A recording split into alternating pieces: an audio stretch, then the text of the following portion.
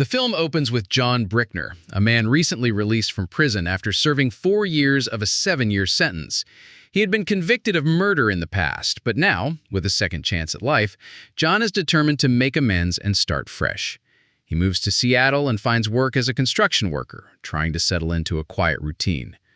Anyone ever tell you that your ass is a wonderland?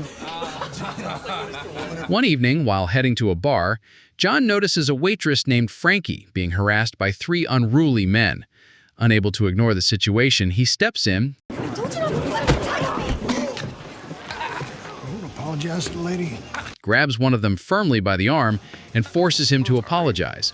Intimidated by John's strength and determination, the men back off and quickly leave. The bar owner, impressed by John's actions, immediately offers him a job as a security guard. John accepts, and from that moment on, he begins living a double life, working construction during the day and guarding the bar at night. The very next day at the bar, John faces his first challenge as a security guard. 2 drunken customers start a fight, and although he tries to calm them down, the situation escalates. John is forced to physically restrain them and escort them out. Watching all of this was Reno Paul Saint, Frankie's boyfriend. Impressed by John's abilities, Reno approaches him with a business card and suggests another kind of work. Thanks. But John politely declines, explaining that his 2 jobs already keep him busy. Not long after, John is confronted by Veronica, the widow of the man he once killed. So I guess you got my letters. Yeah, John. Got your letters. They're the reason I wrote the parole board. She reveals that she was the one who filed the petition that reduced his sentence and secured his early release. Thank you. Don't. I didn't do it out of the goodness of my But her help came with a price. Veronica demands that John raise $250,000 for a heart transplant to save her daughter, Sarah. You are going to save my baby's life. Overwhelmed but wanting to atone for his past, John promises to help. When he checks his own savings, he realizes he's nowhere near the amount needed. Feeling desperate, he turns to Frankie for advice. That guy that offered me the job the other night. You know him? Yeah, Reno. She takes him to see Reno at a secret underground location. He wants to talk to you. So what is it? Inside, John is shocked to find an illegal fighting arena filled with roaring spectators. This fighter's name's Timmons. Reno reveals his true plan. He wants John to become one of his fighters. With every victory, they could make huge amounts of money through bets.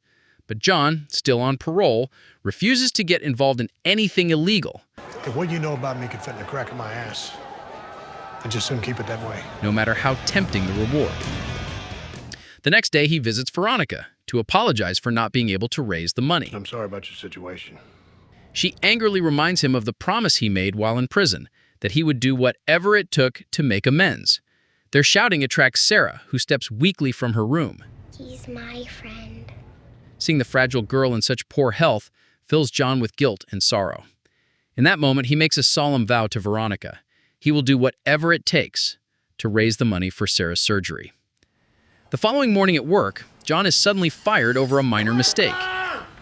Do you hear anything I say to you? I tell you what, you're fired. But fate takes an unexpected turn when his boss collapses from a heart attack. John quickly administers first aid and saves his life. That night, still searching for answers, John returns to the underground arena to watch. Reno's fighter is badly injured during the match and cannot continue. Heard that? 5. You got 5 minutes. With no one else left, John volunteers to step in. What's his name? Yeah, we got a sub. You got a forfeit, that's what you got. Before his fight begins, a dangerous man named Mr. Wolf arrives, demanding payment from Reno. Reno begs him to wait until after the match. Just, do whatever you gotta do, get yourself ready, okay? Do some jumping jacks or something, okay? All right. Once the fight starts, John proves his resilience, enduring heavy blows but refusing to back down. Against the odds, he fights back fiercely and wins in spectacular fashion. In the locker room, Reno hands him the prize money, but John shares a portion of it with the injured fighter he replaced. Hey, big man, it is time to celebrate. A few days later, after finishing his morning run, John is approached by Reno and Frankie. Reno urges him to keep fighting, pointing out the money they could still make. After careful thought, John agrees. To make training easier, Reno even invites him to move in. On here, he's a good fighter, and we all stand to make money on Later, him. Reno introduces him to Deacon, the fight referee, to arrange the next match.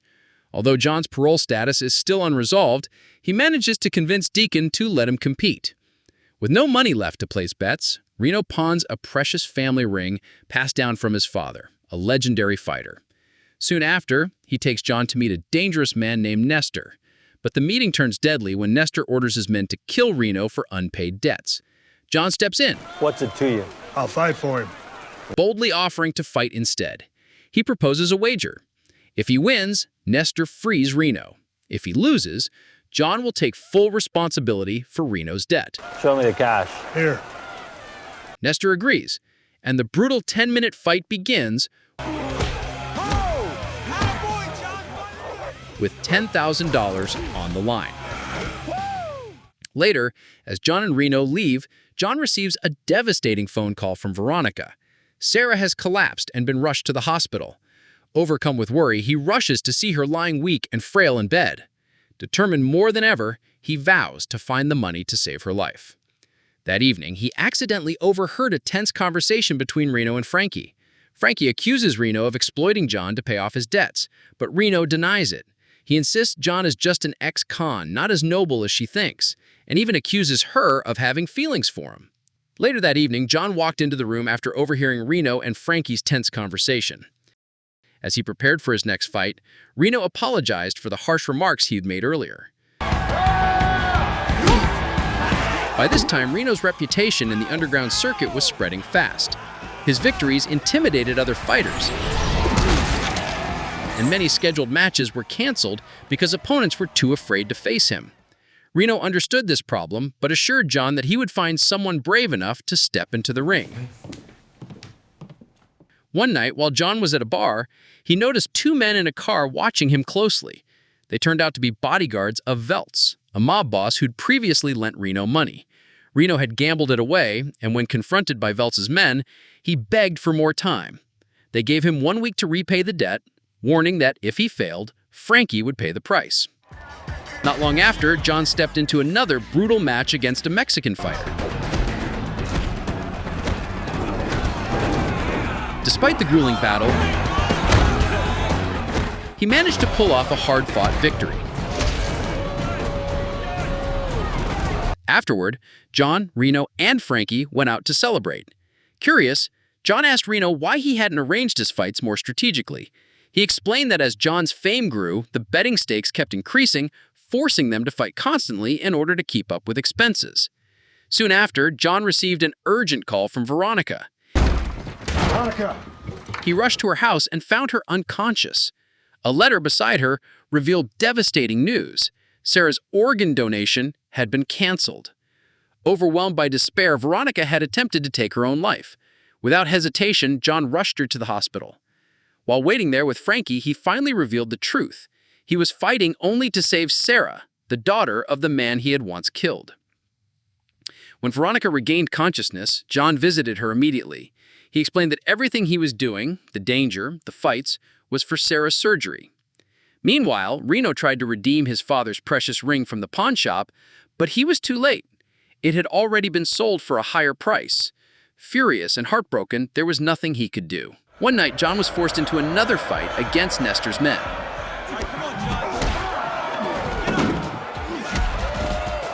Afterward, Reno and Nestor arranged a massive wager, $150,000 each. But when Nestor demanded that John kill his opponent, John refused and walked away. Furious, Nestor declared victory by default. At the same time, Veltz's men cornered Reno and beat him mercilessly for his unpaid debt. The next day, John was taken by Veltz's men to a lavish house where he finally met the mob boss himself. To his surprise, Veltz turned out to be the father-in-law of John's former construction boss, the same man John had saved during a heart attack. Grateful for John's heroic act, Veltz offered to grant him one favor.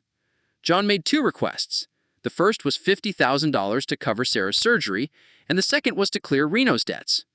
Veltz agreed to fulfill only one, and in the end, John chose to save Reno from his debts. After this decision, John said goodbye to Reno and Frankie, preparing to leave their home. Reno, now debt-free, thanked him sincerely. But soon after, Reno received a call. Someone had placed a massive bet on John to fight the reigning champion, Sharp. That night, John entered the arena once again, this time facing his most formidable opponent yet.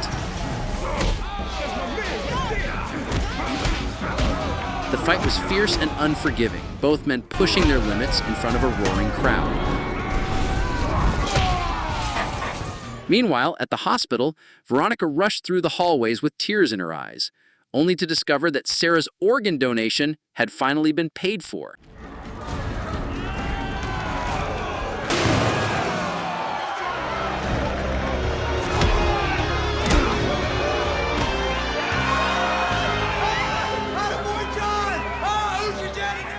John soon arrived, offering her words of comfort. Overwhelmed with gratitude, Veronica thanked him deeply for all that he had done. Later, Reno and Frankie showed up as well. In a final gesture of goodwill, John handed Reno the rings he had bought back from the pawn shop.